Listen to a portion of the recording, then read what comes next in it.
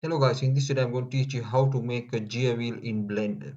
First of all, you can delete this cube and you can go to add, mesh and create a cylinder, and you can give some dimensions using this tab.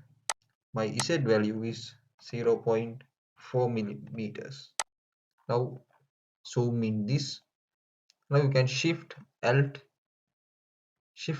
and left click, and you can select all of these faces of this curved pattern.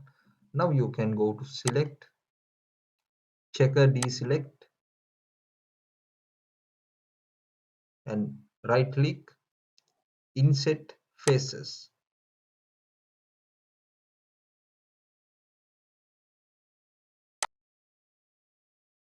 You can modify these faces like this using zoom in and zoom out.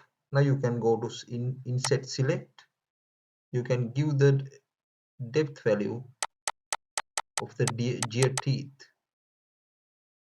I give 0.03.